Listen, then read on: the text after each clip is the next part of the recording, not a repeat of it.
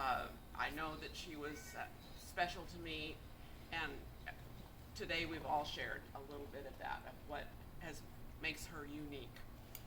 And some of that uniqueness goes back to many, many years ago when the Jensen family and the Breckling family each had 3 children. And the Brecklings had 2 daughters and a son. And just, I don't know where everybody is in terms of knowing where these connections are. So I may repeat things that you already know, but I'm going to do it anyway because I think it's important. And so there were 2 daughters and a son. My mother was the oldest, Ruth Breckling, Helen, Jack's mother, Helen, who lived to be 2 days short of 101. So I'm glad to represent that side of the family as well, because it means we have long-lived genes, and so that is good. And then there was Herb, who came along about 4 years after. My mother and Helen were a year apart, and then Herb came along 3 or 4 years later. And we have the carrier of the Breckling name, Michael, and his wife Sylvia, and his son William, and who are here today. And I think I've told most of you that Barry wanted to be here, but Barry has Parkinson's, and it makes it difficult. And any of you who are aware of how Parkinson's works, you go through ups and downs, and he waited as long as he could to let us know that this was not going to be a day that he could travel. And they live about a 3-hour plus ride from here, so it's a long trek. And then on the other side, the Jensen side, there were 3 daughters, and I think Margaret was the oldest. Is that right? Margaret, and then Fran was in the middle. No, Alice was in the middle, and Fran was the younger. Margaret, then. No, Margaret was the oldest. Margaret and then Alice and then My mom Fran. told me Alice was older than my grandma. Okay. Alice was in the Maybe middle. some clarifications I was here. wrong. I'm glad that somebody. Sorry. That's okay. And when the Jensens and the Brecklings got together with Herb and Alice marrying, my side, I became a Beal, and carry on the Breckling side from that aspect. And as we had cousins and everything, the one thing I was always jealous of Susan, because I only had 3 cousins, and they were all male, except for Susan. So Susan and I survived together as the 2 females in the group. But Susan, on this other side, had, you'll correct me if I'm wrong, 5, 6, 7, 8, 9 cousins, right, on the Jensen side? The 5 Breens, 2 Perez, and well, of course, Susan and Barry made up the other 2. And so I always tell people I have some extra cousins, that are part of my family, because it was so nice to be able to have that. Right.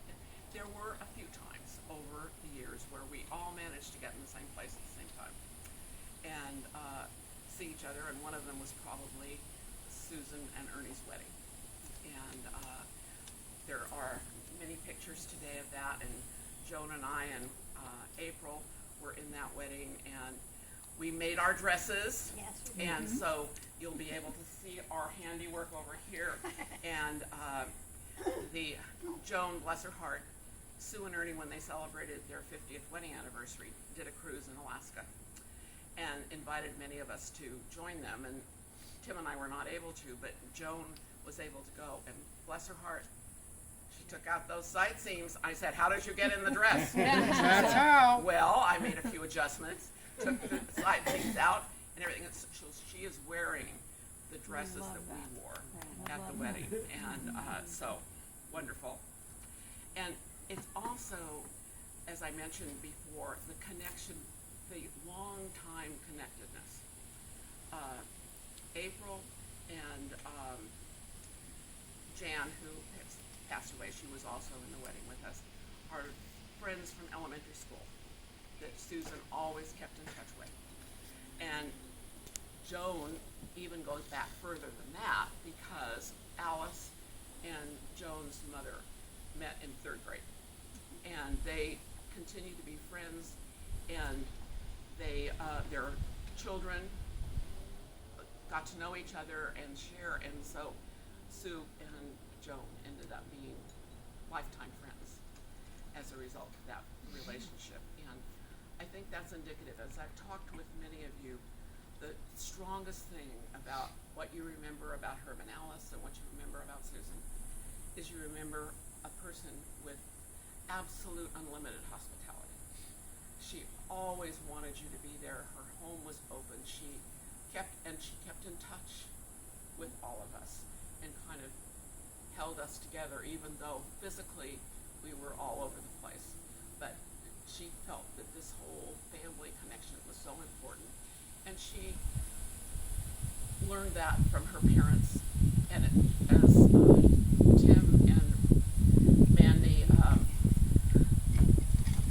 Tim and Mandy came down, and we've had some time to share.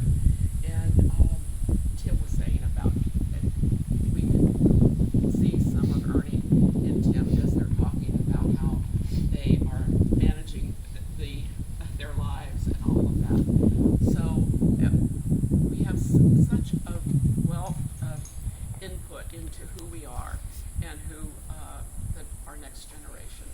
And we're delighted that William is here to carry on the last name Breckling. And you're going to be pretty unique with that, you know. That's not a last name that many people have, but it's one to be extremely proud of. And another person in that whole Breckling broader picture is Helga, who just about the time I think we were having children many years, Helga came to the United States from Germany. 1965. And so we've had opportunities over the years to be able to stay connected, and I know that Alice and Susan were especially diligent in maintaining that contact, and her daughter Hilke is here as well. And when Helga said that she was going to be able to come, she said it would be all right if my daughter, she has such fond memories of Sue also. So that whole loveliness extends to so many places. I'm going to be fine with this. But there's people that are wiping their eyes as I'm standing up here looking at it. Yeah. We grew up together building that house in Lafayette. And I have memories, and I think probably the Greens do too, of swings that were in the door jams upstairs, that when our parents were helping out somewhere creating that house, we would be upstairs in our swings in the doorways and this kind of thing. And so just wonderful fond memories of being there and being with Herb and Alice. And oftentimes during the summer I would go out and spend time, and Herb, with his always building something, built a small but probably 3 feet deep swimming pool, and of course Susan and I were bathing beauties out there in the front of the apartment downstairs, and could not find a picture of that. You would be overwhelmed with these two young girls. And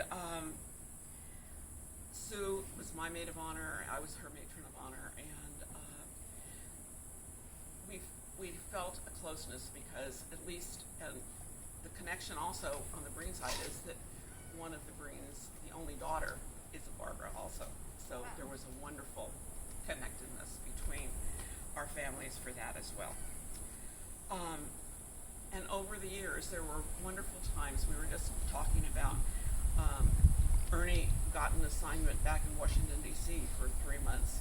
Tim got an assignment of 3 months in the Coast Guard Reserve.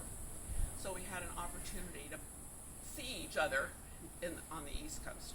And Tim and Eric were very young little guys. Eric Eric was still in a stroller,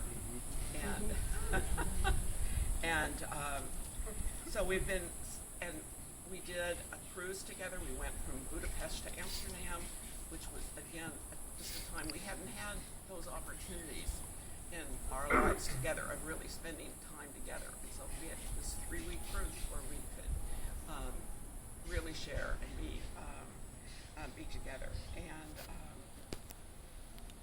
and then the visits that brought us together, weddings and funerals. But they do keep us connected, and so it is just such a privilege for me to know that each of you was willing to take time out of this day. And this is a special day for our family as well. My brother John, who passed away 8 years ago, today would have been his 79th birthday. And so just that, I love that kind of connectedness. Tim would like to also share some about what was going on. I think some of you, as we were very surprised to hear of Sue's passing. And so we don't want to dwell on that, but still there are questions that Tim is going to share, let you know what was happening in her life that last 6 weeks or so. And then any other things that you want to share. And then after Tim's finished, we hope that all of you will take something that you brought with you as a memory that you would like to share. And so we'll start off with Tim and then see where the rest of you would like this to go. Well, I guess first of all, I would say thank you so much to Tim and Barbara for putting this together and getting the notices out and pulling everyone together. I cannot tell you how appreciative I am of that. When we were talking about a memorial, we thought we would do something in Bremerton, and then as I'm going through the list, I realized just how much family there is here in California. And so when Barbara mentioned putting this together, I thought, wow, what a great idea, and I'm so thankful that all of you made the trip today.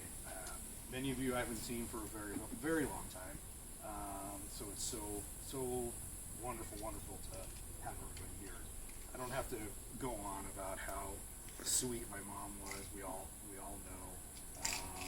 Just love her to death, and I miss her every day.